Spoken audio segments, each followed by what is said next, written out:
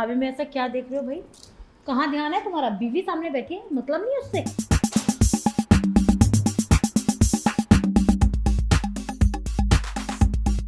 अरे बीवी से तो मतलब है। तुम देखो ना भाभी को, भैया को गए हुए पूरे 2 साल हो गए हैं, लेकिन भाभी की जवानी अभी तक फूट रही है। अगर अभी जवानी दिखाने आ गई ना तो किसी को भी घायल कर देगी। मतलब तुम्हें शर्म आनी चाहिए। तुम मेरे आगे भाभी को ताड़ रहे हो, चलो वो भी कोई नहीं, और ऊपर से इनकी जवानी के तुम्हें बहुत अकल है? अरे यार वो बात नहीं है, और तुम्हारे आगे कोई है क्या? मैं भाभी की तारीफ इसलिए कर रहा हूँ ना, देखो ना यार कितनी जवान है अभी भी। बेचैन तो होगी यार, किसी मर्द का साथ नहीं मिल रहा है क्योंकि भैया ऊपर चले गए हैं, और वो प्यार मर्द वाला कौन देगा? मैं चाहता हूँ ना कि भाभी का अफेयर हो जाए किसी के साथ। भला ऐसा कौन सा देवर होगा जो अपनी भाभी का अफेयर कराना चाहेगा? एक तुम ही पागल हो ऐसे मुझे लग रहा है। तुम्हारा दिमाग तो ठीक है ना? अरे मेरा दिमाग बिल्कुल ठीक है। अरे गीत तुम शायद भूल गई हो, प्रॉपर्टी किसके नाम है? भैया के जाने के बाद है ना, भैया ने सारी प्रॉपर्टी भाभी के नाम कर दिया है। और तुम्हें याद नहीं है क्या, हमें एक एक रुपये के लिए मोहताज होना पड़ता है। भाभी ये पैसे मुझे इस काम के लिए चाहिए, भाभी वो करना है वो करना है। अरे कितने सवाल जवाब करती है हमसे, और 1 रुपया भी नहीं देती हमें। पता है कैसे बोल सकती हूँ, पर प्रॉपर्टी का उनके अफेयर से क्या लेना देना है? अरे यही तो लेना देना है। बस मैं ये चाहता हूँ कि भाभी का फेर ना किसी के साथ चल जाए, पर भाभी कहीं बाहर भी नहीं जाती है, कोई लड़का लाइन भी नहीं देगा उनको। और एक तो विधवा है, तो कौन लड़का चाहेगा कि विधवा के साथ ऐसा संबंध बनाऊं? मेरे पास ना यार एक रास्ता है, क्या तुम उस रास्ते पे चलना चाहोगी? क्या रास्ता है तुम्हारे पास? देखो भाभी तो बाहर जाएंगी नहीं, तो क्यों ना हम घर के अंदर ही अफेयर चला लेते हैं। संभल के, जो तुम देख रहे थे ना, तुम्हारे इरादे मुझे कुछ ठीक नहीं लग रहे हैं। अरे यार मैं अपनी बात नहीं कर रहा हूँ, तो मैं बात कर रहा हूँ तुम्हारी। मेरी? मैं क्यों फेयर चलाऊंगी, पागल हो क्या? और वो भी लड़की के साथ? अबे यार तुमने लेस्बियन का नाम तो सुना है ना? हाँ। जो लड़की लड़की में होता है। अब देखो यार, भाभी 2 साल से बेचैन बैठी हुई है, तड़प तो उनके अंदर भी होगी, आग जल रही होगी उनके अंदर भी। अब चाहे मर्द हो या औरत हो, उनको तो बस प्यार से मतलब है ना, उनको अपनी फीलिंग शेयर करनी है। वो आग बुझाने वाला काम तुम करो ना। अच्छा चलो ट्राई कर लेते हैं। वैसे भी प्रॉपर्टी जो अपने नाम करानी है, देखती हूँ कब तक भाभी मेरे जाल में नहीं फंसती। आज नहीं तो कल मान जाएगी ना। और वैसे भी इतना साल हो गए वेट कर रहे हो, थोड़े दिन और सही। तुम एक काम करो, मैं भाभी के पास जाती हूँ और तुम आकर उनकी वीडियो बना लेना, इन्हें ब्लैकमेल करो। मैं जाऊँ? बिल्कुल ठीक है, तुम जाओ। अरे भाई मेरी बेबी ना बहुत समझदार है, इसको ज्यादा समझाने की जरूरत ही नहीं होती, एक ही बार में समझ गई है कि इसको क्या करना है। बस भाभी आपने ना बहुत परेशान कर दिया, बहुत तरसा दिया आपने पैसों के लिए। बस एक बार गीत अपना जादू चला दिया आपके ऊपर, फिर सारी प्रॉपर्टी मैं अपने नाम करवा लूंगा।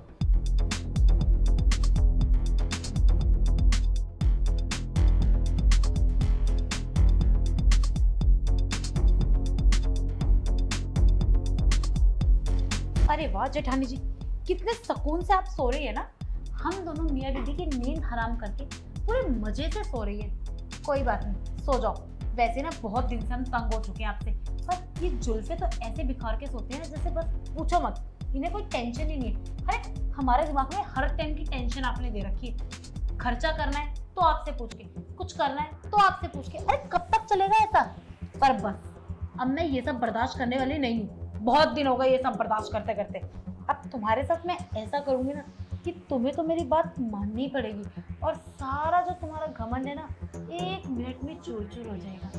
तो क्यों ना भाभी, नहीं वैसे भी बड़े दिन तो हो गए तुम्हें।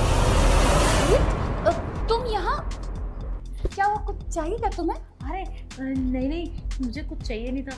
वो भाभी आप सुबह से बाहर नहीं आई थी ना, तो मैंने सोचा पता नहीं सब कुछ ठीक भी है या नहीं, आप बाहर नहीं आ रहे थे तो सोचा अंदर आके देख लूं। नहीं नहीं मैं ठीक हूँ। भाभी आपसे एक बात पूछूं? हाँ पूछो। मुझे ना आपके लिए बहुत तरस आता है। आप मतलब कैसे रह रही हैं? भैया को गए 3 साल हो गए पूरे, और 3 साल बिना आदमी के रहना, सब दुख समझ सकती हूँ। वो तो शुक्र है कि प्रॉपर्टी आपके नाम है, तो खर्चे की तो कोई टेंशन नहीं है। बाकी भी तो और जिंदगी में दुख होता है ना, तो आप तो कितने तंग हो रहे होंगे। नहीं ऐसी कोई बात नहीं है, अब सब नसीब की बात है, जो नसीब में लिखा था वो तो हाँ भाभी, नसीब की बात है, पर नसीब बदल भी तो सकते हैं। आप बाहर भी तो चक्कर चला सकती हो अपना फिजिकल। क्या बोल रही हो तुम, पागल हो गई हो क्या?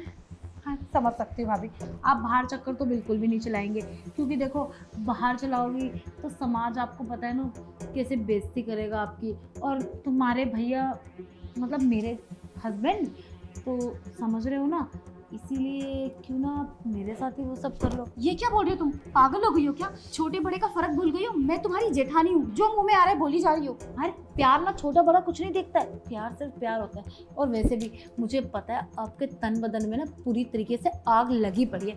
3 साल कोई थोड़े नहीं होते। मैं अपने पति के बिना 1 मिनट नहीं रह सकती और आप 3 साल रह गई। पागल बनाने की ना जरूरत नहीं है। देखो तुम शादीशुदा हो, ये क्या बोल रही हो? अगर तुम्हारे पति को ये सब पता चल गया तो तुम्हें पता नहीं कि वो तुम्हारे साथ क्या करेगा, घर से बाहर निकाल देगा तुम्हें। मेरे पति को बताएगा कौन? और वैसे भी मेरे पति ना मुझे डेली रात अच्छे से सेटिस्फाइड करते हैं, तो उनकी तो तुम टेंशन मत लो कि उन्हें कौन बताएगा वो मेरे साथ क्या करेगा, वो हमारा मैटर है। फिलहाल मैं मैटर तुम्हारे साथ करना चाहती हूँ। क्या बकवास करी जा रही हो? तुम्हारा दिमाग खराब हो गया मुझे लग रहा है। बस कीजिए, बहुत देर हो गई आपको समझाते समझाते, लेकिन आप समझ ही नहीं रहे। अरे कब तक अपनी मनमानी करेंगी? कितने टाइम से हम आपके उस इशारों पे चल रहे हैं। आप जैसे पैसे कहते हैं हम वैसे यूज करते हैं। कम से कम ना जिसमें की तो मेरी माननी पड़ेगी आपको। अरे छोड़ो मुझे, लाज शर्म नहीं रही? छोड़ो मुझे, क्या कर रही हो? लाज शर्म नहीं अभी रही? अरे क्या शोर मचा रखा है, पूरा घर आपने सर पे उठा लिया। और हम दोनों ने आपका क्या बिगाड़ा है जो आप हमारी जान के पीछे पड़ गई हैं? अरे इनको तो इज्जत रात ही नहीं आती है। इनकी ना तबीयत खराब हो रही थी तो मैं इनसे पूछ रही थी कि ये ठीक भी है नहीं, और उल्टा मुझे ही सुनाने लगी।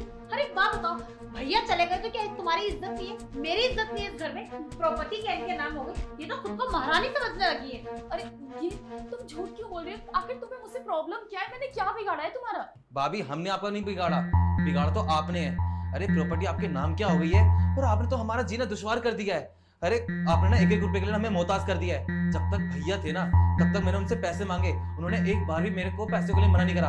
और आपको याद होगा पिछले हफ्ते मैंने आपसे कुछ पैसे मांगे अपने बिजनेस के लिए, आपने क्या कहा कि अभी पैसे नहीं है। अरे भाभी आपने तो मेरे को मोहताज कर दिया कुछ पैसों के लिए। चुप करो तुम, शर्म नहीं आती तुम्हें ये सब बोलते हुए? और कितना झूठ बोलोगे और कितना ड्रामा करोगे? अपने कानों से सब कुछ सुनकर आ रही हूँ मैं। तुम अपनी बीवी के साथ जो मुझे फंसाने का प्लान बना रहे थे, अरे तुम ऐसा मेरे साथ कैसे कर सकते हो? मैंने तुम्हें बचपन से पाल पोस के इतना बड़ा किया और तुमने मेरे खिलाफ प्लान बनाया।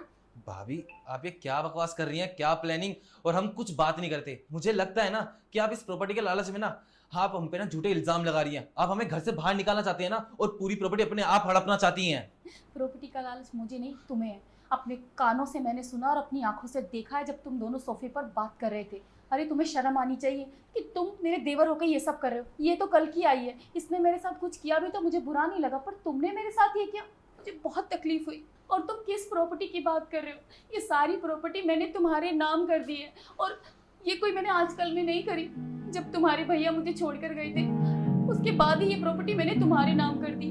मैंने तुम्हें बताया नहीं, मैंने सोचा ज्यादा पैसे देखकर तुम्हारा दिमाग ना खराब हो जाए, कहीं तुम अय्याशी ना करने लगो, बिगड़ ना जाओ। लेकिन मुझे नहीं पता था ये प्रॉपर्टी मेरी दुश्मन बन जाएगी। क्या भाभी आपने प्रॉपर्टी हमारे नाम कर दी और हमें पता भी नहीं? भाभी आई एम रियली सॉरी। इनको तो इस बारे में कुछ पता ही नहीं था। इनको तो मैंने बेकाया था कि प्रॉपर्टी अपने नाम करा लो।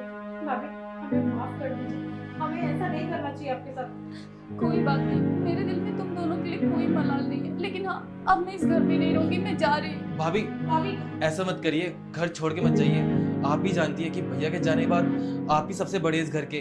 देखिए भाभी मुझे माफ कर देना, मैं इस प्रॉपर्टी का लालच में इतना आ गया था, मैं अंधा हो गया था, मैं रिश्तों की अहमियत करना भूल गया था। लेकिन भाभी आप इस घर को छोड़ के मत जाइए, हम दोनों का कौन ध्यान रखेगा? हाँ भाभी प्लीज। और आपको तो पता है मैं अभी शादी करके इस घर में आई हूँ, अगर आप ऐसे चले जाएंगे तो हमारा क्या होगा? प्लीज भाभी माफ कर दीजिए।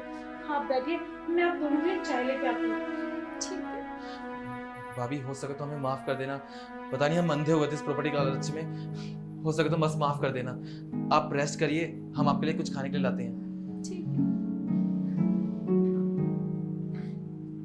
अच्छा हुआ इन दोनों को अपनी गलती का एहसास हो गया, लेकिन एक विधवा के जीवन में कितना दुख होता है इस बात का मुझे एहसास हो रहा है। ये समाज और ये दुनिया उसका जीना मुश्किल कर देती है, लेकिन समाज की तो छोड़ो, खुद उसके घर वाले ही उसका जीना मुश्किल कर देते हैं। काश कि ये समाज एक विधवा औरत को भी खुल के आजादी से जीने का मौका देता।